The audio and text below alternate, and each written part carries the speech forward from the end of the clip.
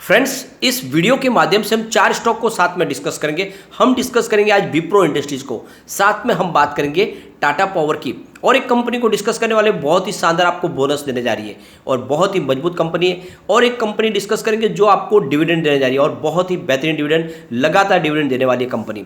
तो यहाँ पर आप देखोगे तो विप्रो से बहुत बड़ी अपडेट निकल कर आई है, जिसको डिस्कस करेंगे और जानने की कोशिश करेंगे क्या इस समय जब काफ़ी ज़्यादा स्टॉक में गिरावट हो चुकी है, क्या विप्रो में हमें दाव लगाना चाहिए, क्या आने वाले समय विप्रो हमें अच्छा खासा रिटर्न दे सकता है। और टाटा पावर, जैसे कि आप देख रहे होंगे पिछले कई दिनों से पावर सेक्टर में बहुत ही ज़बरदस्त तेजी बनी हुई है।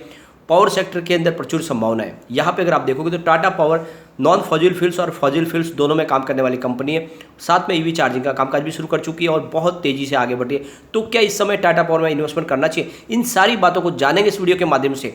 लेकिन फ्रेंड, उससे पहले अगर आप पहली बार हमारे चैनल पे आए तो चैनल को सब्सक्राइब कर दीजिए, एक बेल आइकॉन दबा दीजिए ताकि जब भी नया वीडियो बने पहला नोटिफिकेशन आपको मिले।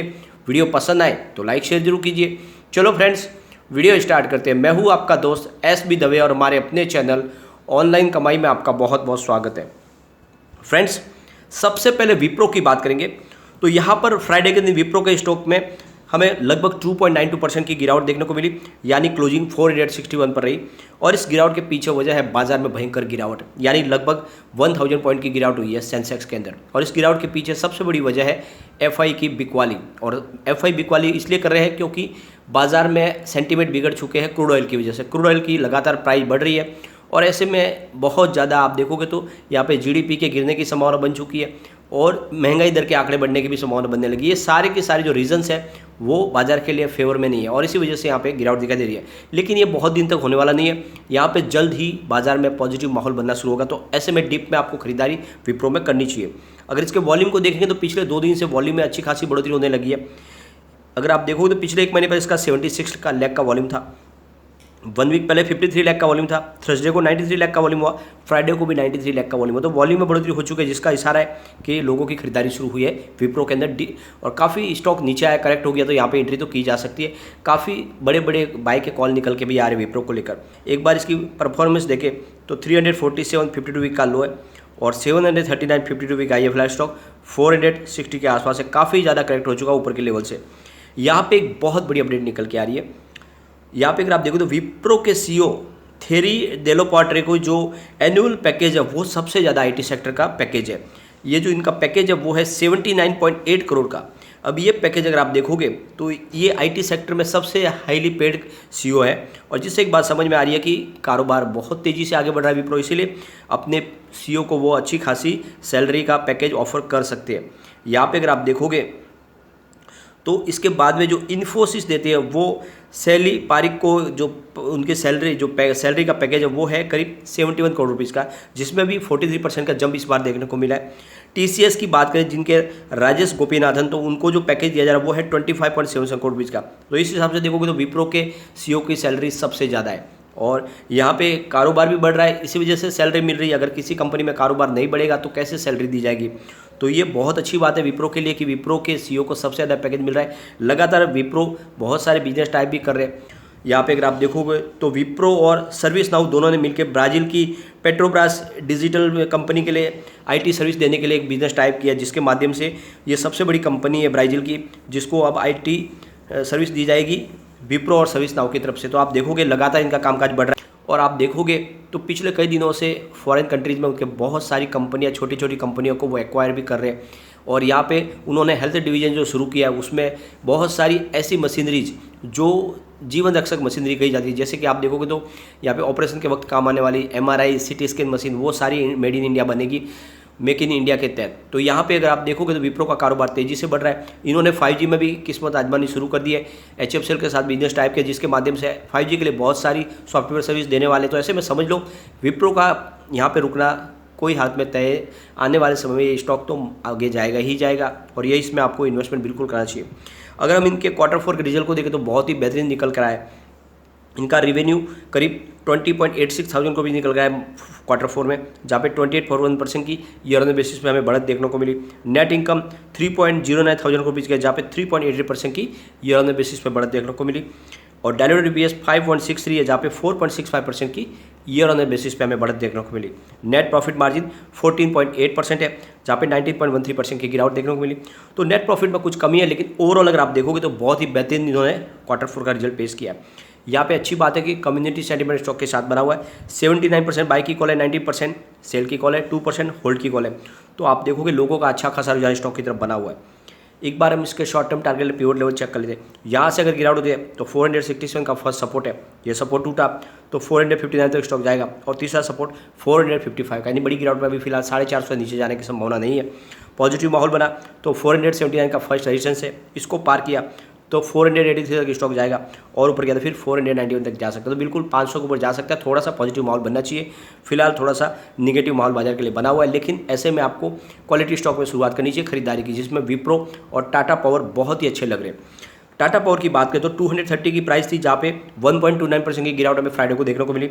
गिरावट के पीछे वजह आपको पता ही है, बाजार में भयंकर गिरावट हुई और इस वजह से थोड़ी सी स्टॉक में आपको गिरावट दिखाई दी। लेकिन टाटा पावर काफ़ी मजबूत है इस लेवल पे। इसका 66 52 वीक का लो है, 298 50 वीक का हाई है। फिलहाल स्टॉक 300 के आसपास जाके आया, 230 पे भी मिल रहा है। बिल्कुल एंट्री की जा सकती है।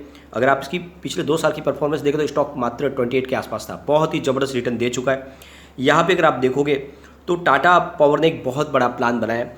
जैसे कि आप देखोगे कि टाटा पावर के पूरे हिंदुस्तान में डिस्कॉम का कामकाज है, और यहाँ पे बहुत जगह पे चोरी होने के समय बिजली चोरी हो सकती है, या फिर दूसरी मेंटेनेंस के प्रॉब्लम भी होते हैं। तो ऐसे में अब निर्णय लिया गया है कि इतना मैन पावर खर्च करने की बजाय ड्रोन लाया जाए।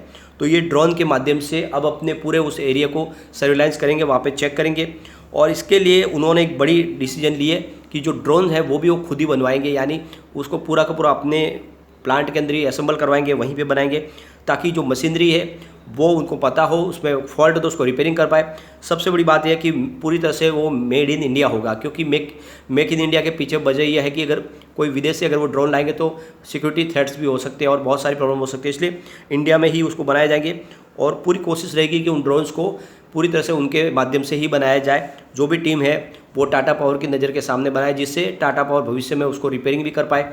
और अभी धीरे धीरे उनकी क्वांटिटी बढ़ाई जाएगी। पूरे हिंदुस्तान में उनको उनकी लाइन के मेंटेनेंस के लिए ड्रोन लाने हैं।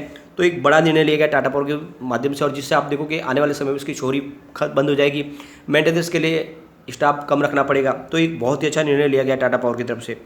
कल ऑलरेडी हमने डिस्कस किया था, टाटा पावर ने एक 450 मेगावाट का प्लांट राजस्थान में सोलर पावर प्लांट बनाने के लिए अपना एक एग्रीमेंट बनाया है। 6-7 महीने में उसको पूरा करना है, काम का शुरू हो चुका है। तो ये ब्रुकफील्ड इंडिया सोलर पावर के लिए इन्होंने प्रोजेक्ट लिया हाथ में। तो लगातार इनकी सोलर पावर का कामकाज भी तेज़ी से आगे बढ़ रहा है।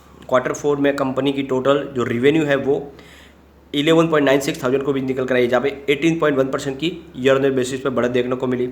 नेट इनकम की बात करें तो 503.11 करोड़ भी निकल कर आई है, जहाँ पे 28.04% की ईयर ऑन बेसिस पे बढ़त देखने को मिली। नेट प्रॉफिट मार्जिन 4.21% है, जहाँ पे 8.51% की ईयर ऑन बेसिस पे बढ़त देखने को मिली। तो बहुत ही बेहतरीन टाटा पावर ने अपना रिजल्ट पेश किया Q4 का।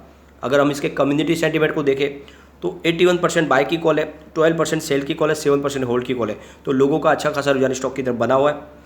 एक बार इसके पिवट लेवल को चेक कर लेते हैं। तो यहाँ से अगर गिरावट होती है तो 231 का फर्स्ट सपोर्ट है, ये सपोर्ट टूटा तो 229 तक स्टॉक जाएगा, और नीचे गया तो फिर 228 तक जा सकता है। पॉजिटिव माहौल बनेगा तो 234 का फर्स्ट रेजिस्टेंस है, इसको ब्रेक किया तो 236 तक स्टॉक जाएगा, और ऊपर गया तो फिर 238 तक भी जा सकता है।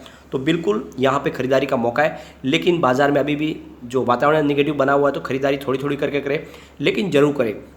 यह स्टॉक आने वाले समय आपको मालामाल कर देगा, क्योंकि ईवी चार्जिंग में कंपनी का कारोबार बहुत तेजी आगे बढ़ रहा है। लगातार बिजनेस टाइप हो रहे। पिछले दिनों उन्होंने कोल्टे पाटिल के साथ में एक बिजनेस टाइप किया, जिसके माध्यम से उनके जितने भी रेसिडेंशियल और कमर्शियल प्लॉट जो कॉम्प्लेक्स होंगे वहाँ पर ईवी चार्जिंग लगाया जाएगा। इससे पहले बहुत सारे बिजनेस टाइप कर चुके। तो टाटा पावर का कारोबार तेज़ी से बढ़ेगा, तो ऐसे में आपको इन्वेस्टमेंट बिल्कुल करना चाहिए। अब हम चलेंगे उस कंपनी की तरफ जो आपको शानदार बोनस देने जा रही है। अगर आपको बोनस लेना तो आपको मिंडा इंडस्ट्रीज लिमिटेड में निवेश करना चाहिए। प्राइस देखें तो फिलहाल फ्राइडे को 866 की प्राइस थी, जहाँ पे 0.73% की मामूली सी गिरावट थी। मिंडा इंडस्ट्रीज़ की बात करें तो पिछले 5 साल पहले इसकी प्राइस यानी 16 जून 2017 को मात्र 196 के आसपास थी, जो 200 से भी कम थी।